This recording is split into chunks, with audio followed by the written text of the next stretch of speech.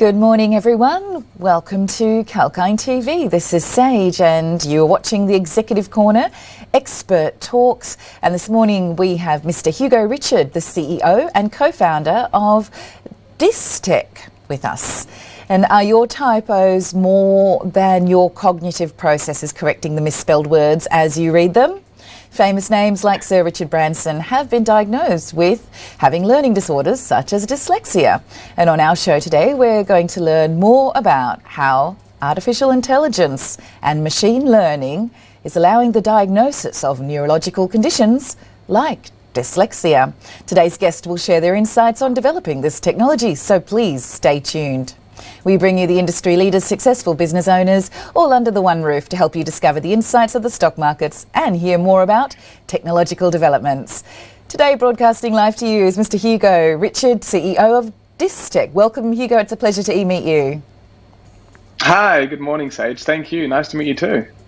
Great. Well, since you've made time for us, let's get started. Dyslexia is a common learning difficulty that requires immediate attention. How common is dyslexia and how important is it to get tested? Yeah, sure, absolutely. Well, it turns out dyslexia is the world's most common learning disorder. If you compare this to, autism or other learning disorder, dyslexia come top in terms of commonality and frequency. Depending on the study, you probably look at between 5 to 20% of the worldwide population with the disorder. So it's very common. If you look at the higher estimate, it's more than the population of China. And in regards to the importance of getting tested, is that early support is very important, right? Because if you can't read at the very early age of going to school, then there's many struggle that you can go through. Specifically in education, your chance of failure is just increasing every year. So getting a test and knowing whether it's dyslexia or not is quite the first step to actually get support. People with reading problem or who struggle to read, it might not be dyslexia. There's many different potential causes of it. So for example, it could be vision impairment or hearing impairment. So getting tested is really the first step of getting support and getting those, generally kids, the support that they need to succeed in school. Exactly. I mean, we're social beings by nature, and wanting to be understood and convey meaning is part of who we are, part of our natural intelligence. So dyslexia is sometimes or often associated with children. It does occur commonly in adults as well. So why shouldn't adults ignore it? And how easy or difficult is it to overcome once it is detected? Sure. There's two-way dyslexia happen. The first is you're born with dyslexia, and the second is you can acquire dyslexia. So if you have a car accident and you might have some brain damage, we've seen that people are actually acquiring dyslexia. It's a lifelong disorder, so you can't cure any of the dyslexia aspect of the disorder. So you have to live with it. Generally speaking, what happened is, being dyslexic myself, I can tell you firsthand what happened when you're dyslexic. But, generally speaking, we have a very tough time reading and processing information through reading.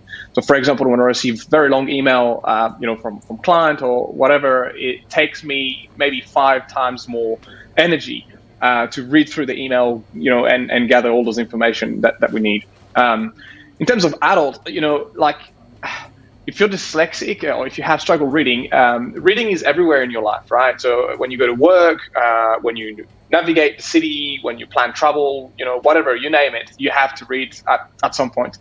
So from any aspect of your life, you might struggle for anything. And so, being aware that you might have dyslexia and at least being able to put a name on it would certainly help you in many ways. First, where to look in regards to support and in regards to what are the other people who have dyslexia do.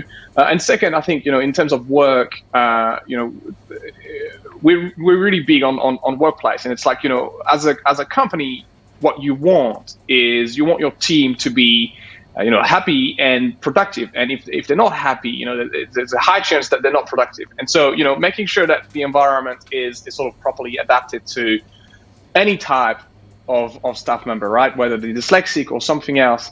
And I think what really comes down to is just having a productive and healthy life overall, and so, I think in terms of adults, there's definitely so many undiagnosed dyslexic out there that struggle every day, and so it's just a matter of getting tested and knowing that there's something different and it's okay. Yes, and the literacy levels or the literacy rate in Australia is actually quite surprising. So testing for dyslexia, does that involve a brain scan usually, or how does your technology help people get tested on your website? Yeah, sure. Well, you could potentially scan the brain. There's been a lot of studies, specifically by Israeli scientists from Israel who did a lot of research on brain scan. But no, the traditional way to assess dyslexia is to go through a diagnosis with what's called an educational psychologist. So someone that's trained as a psychologist and that's specialized specifically in those type of disorders, so dyslexia, etc. Where we're different is that we completely sort of shifted the ideology of how dyslexia is being assessed. So right now, you go through a series of tests, that takes anywhere from 4 hours up to we've seen some cases where it takes 8 hours, so a full day. Basically, the diagnosis process consists of paper-based testing, some cognitive tests as well, reading tests, sort of gathering information from the school, what's happening with the kid, the evolution of the kids. So there's a whole bunch of work involved into diagnosing dyslexia. So what we did is that we came from a data science point of view, and we sort of look at dyslexia and try and figure out, okay, what are the things that we all agree on, scientifically speaking? And the first thing that came up was that we all agree that the observable symptom of dyslexia is difficulty with reading. And so what we sort of thought was that, well, how about we collect thousands of audio recordings from people who have been diagnosed with dyslexia and people who are, a proper reader, and try an algorithm on this to see whether or not we can potentially predict whether someone is dyslexic or not just by analyzing audio recording. And so, last year we've successfully, built this technology. At that stage, last year we had about 81% accuracy. Now we're up to 80. As the more data we collect, the better the algorithm becomes. So right now, the way we diagnose dyslexia is by having an individual reading word on the screen while we record their voice. And at the end, you literally get an instant report with the likelihood of being dyslexic. So whether it's a simple likelihood, so it's not a yes or no. But if you're 80% chance of being dyslexic, it's very likely that you're probably going to need to look for support. So it's very, very different. The process takes about 10 minutes. It costs $20. If you look at traditional methods, we're looking at thousands of dollars. We had people in the US paying $6,000 for a simple diagnosis of dyslexia. Not to mention the fact that, educational psychologists are not on every corner of the street. So generally speaking, people wait 6 to 12 months before having an appointment with them. So this is where we come from. It's quite different than the traditional methods that's been used at the moment.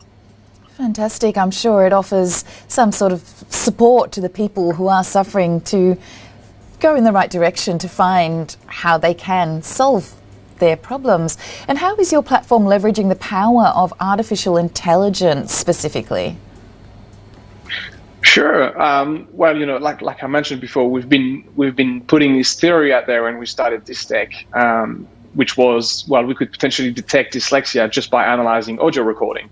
And if you look at AI and the current landscape of AI, there's so much work that's been done on image, right? We can recognize a cat on an image. We can recognize all sorts of things. So the image recognition side of things is mastered, I would say. But when you look at the audio and what type of work has been done on audio recording, we're quite at an early stage.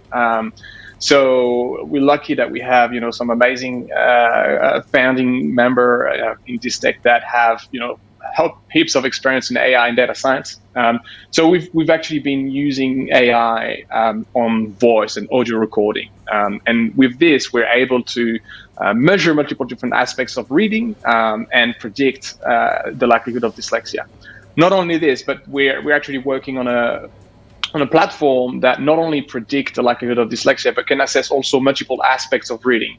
And so what that means is that not only we can help, individual or parent, but we will also be able to support allied health professionals and teacher and school. Instead of having a 2 hours traditional reading assessment just to assess their strengths and weaknesses, they can just have a 10-minute test, and we can provide them with a whole bunch of measurements that make it very useful for any educator or school to use. Fantastic. So are there exercises that people can do, such as reading types of sentences or repetitive word use that can help to make their reading abilities stronger in your ability? Dyslexia, if you look at dyslexia, we've sort of nailed down the problem into two big problems. The first one is assessment. So making sure that we can have reliable, accessible and affordable assessment tool. And then the second one, which is the one that you've mentioned, which is the support. So what do we do next, right? How do we help those person? We really focus on the assessment part. The support, generally speaking, is done by an accredited professional or someone who's got experience in teaching how to read and putting in place some support and intervention. What I'm talking about here is very often for children, but you also have adults who go and see a speech pathologist, for example, who specialize in dyslexia to get support into learning how to read, learning how to write. The other things that I use are assistive technology. I probably make a spelling mistake every second word that I type. And so I've used this Google Chrome extension called Grammarly, which basically correct everything I type on my computer. So there's a lot of different things. I also use a lot of speech to text, when I want to write something, I just talk to my phone and my phone types for me.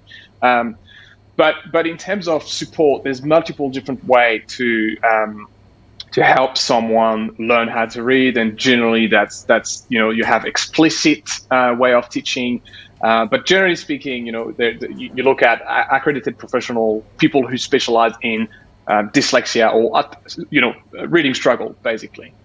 Sure. I can see how this screening could be good for employers to maybe screen their potential candidates. Do you ever get many workplaces asking for your assistance in that aspect?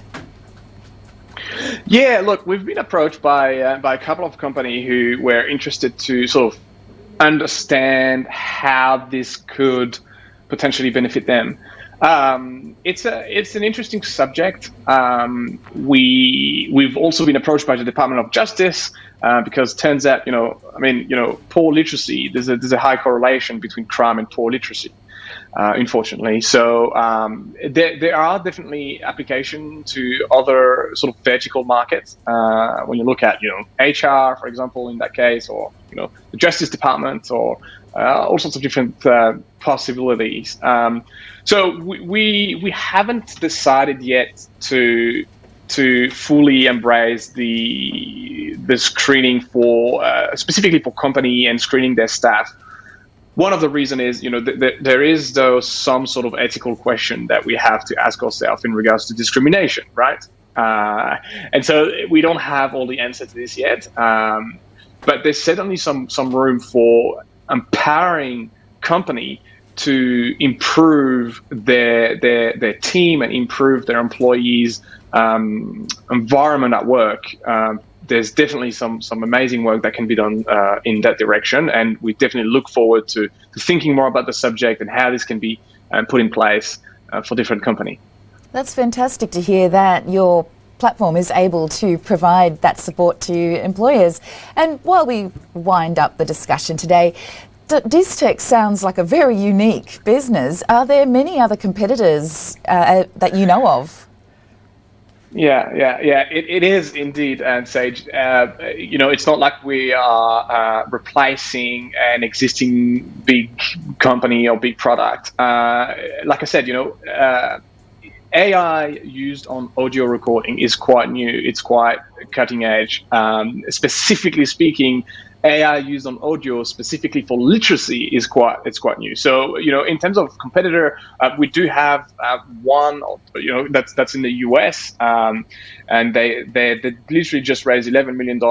I think a couple of weeks ago, which is a great news for us because if you look at the size of the market, it's a very, very big market. Obviously, literacy is very important in any country in the world. And knowing that there's only a small company in the US who is doing exactly what we do, it's very good for us and very encouraging because we know that this is an upcoming market and this is an upcoming technology. It's brand new, and we're very happy to be part of the first one to actually develop something like this. And so I would say that we're not competing against a company; we're more competing against a way of doing things, right? Assessing reading difficulties has been done manually for years. The challenge for us is to explain and educate the people into, well, how can this be done in a computer using technology very quickly and much more efficiently and much more accurately as well. So that's where the challenge lies for us. Absolutely. It really sounds like we're at the beginning of something with this technology developing further. Thanks so much for joining us today, Hugo. We really appreciate your valuable insights. And hopefully this will generate some interest into your business, Dystech. And viewers, if you've just joined us, this is Mr. Hugo Richard, the CEO of Dystech, and the full recorded interview will be available from our YouTube channel sometime in the next couple of days. And please stay watching 𝐊𝐿𝐼𝐴 TV as we have the Global Markets Roundup coming up soon. And as we say, stay apprised and invest wise with 𝐊𝐼𝐴.